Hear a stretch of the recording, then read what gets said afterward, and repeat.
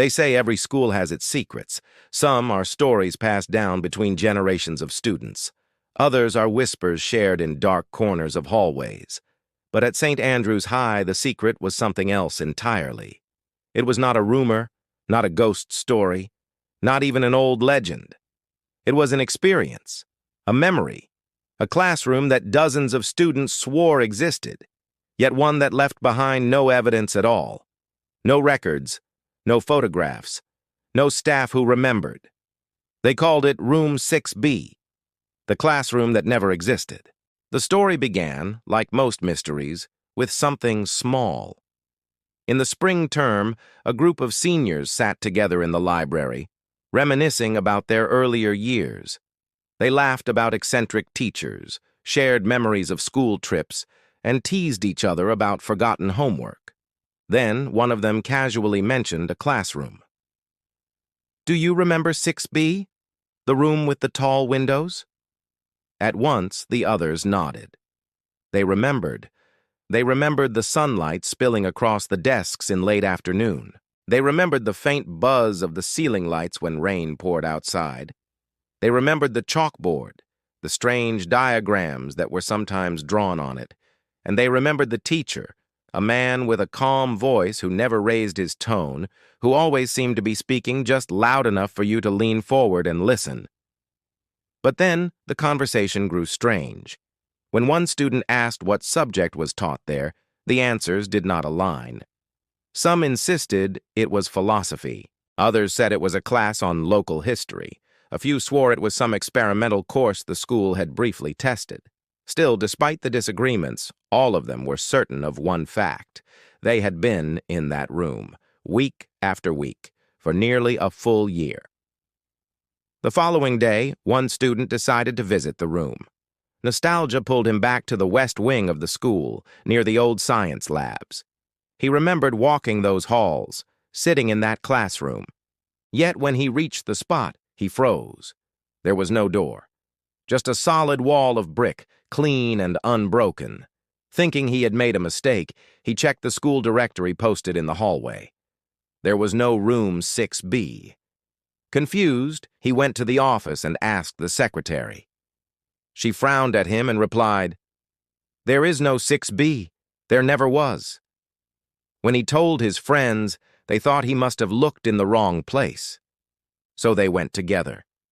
They walked the halls, searching every corridor, tracing their steps as carefully as they could. Each one swore they remembered the exact spot.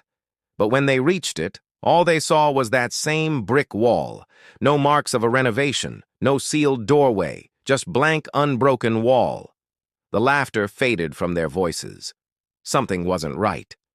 The group returned to the library to compare memories, and the more they talked, the more bizarre it became. Each remembered the desks arranged in neat rows. Each remembered the chalk dust that seemed to linger in the air. Each remembered the smell, a faint mustiness, like old paper mixed with damp stone. Yet no one could explain why the room no longer existed. They checked old maps of the school, even ones from decades earlier. Room 6B was never listed. They asked teachers, janitors, even retired staff. No one had ever heard of it. Most people would have stopped there, dismissing it as a shared mistake. But then came the fragments. A girl found a page in her old notebook, notes in her handwriting from a class she didn't recognize. The words were strange. "Memory is fragile. To erase is not to destroy. A place can exist in the mind even when it does not exist in the world." Another student, flipping through his sketchbook, discovered he had drawn the tall windows over and over again. He had no memory of why he sketched them. Others uncovered scraps, too. A half-torn seating chart with 6B scrawled at the top. A photo where, blurred in the corner, you could just make out the outline of a blackboard. A pen engraved with 6B. None of these things made sense on their own, but together they suggested something had once been there. When they brought these fragments to the principal, he listened quietly, then shook his head. "You're mistaken. There was no 6B. You are letting your imagination run wild." but there was something in his expression, a tightening of his jaw, a flicker of fear in his eyes that told them otherwise. The students left his office more convinced than ever that he was hiding something. Rumors spread through the school. Some whispered that the West Wing once held an experimental program, a secret class not listed on records. Others claimed a teacher had been brought in, someone who taught ideas not meant for young minds. Ideas about time, about memory, about existence itself.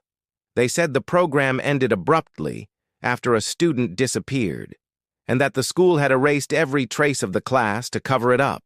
The weeks that followed were unsettling. Students who remembered Room 6B began to notice changes. A boy confessed he could no longer picture the teacher's face. A girl said she dreamed of the room every night, but in the dreams it was empty, the windows broken, the blackboard covered in unreadable words. Others said they felt pulled back toward the West Wing, as if the classroom still lingered just beyond the walls. Some stopped talking about it altogether.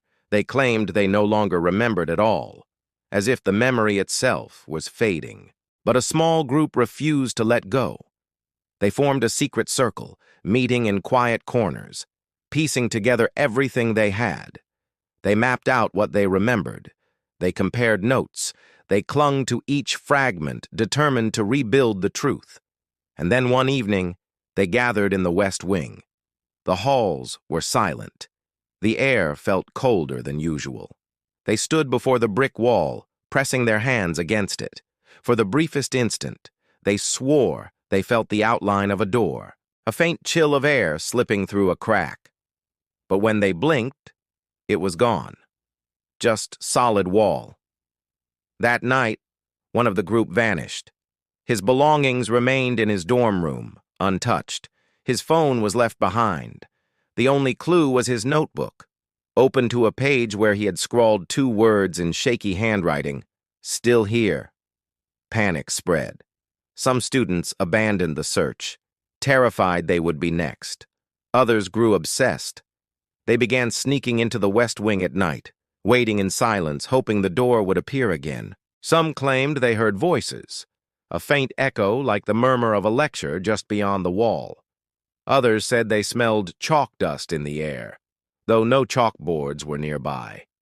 The principal tightened control. He forbade students from entering the West Wing. Teachers dismissed the story as a hoax, but the whispers refused to die. Even years later, students who had graduated would speak of Room 6B. They would describe the sunlight on the desks, the sound of the rain on the tall windows, the calm voice of the teacher whose face they could never fully remember. They would describe the feeling that something had been taken from them, something important. And the strangest part is this: the story did not fade. Decades passed, yet new students, ones who had never heard the tale, began claiming to remember the room too. A freshman once wrote in her diary about that strange class in 6B. When asked later, she swore she had no idea why she wrote it. Another student, dozing in the library, woke suddenly and said he had dreamed of being in that room. He described the tall windows, the flickering lights, the smell of chalk, details he should never have known. The mystery of Room 6B has never been solved. Was it a shared delusion, born of suggestion and rumor? Was it a secret experiment, deliberately erased from history? Or was it something stranger still? A place that exists only in memory, a room that slips in and out of reality, appearing to those it chooses and vanishing when threatened. No one can say for sure. But one thing is certain. Those who once sat in Room 6B carry its shadow forever. They know what they saw.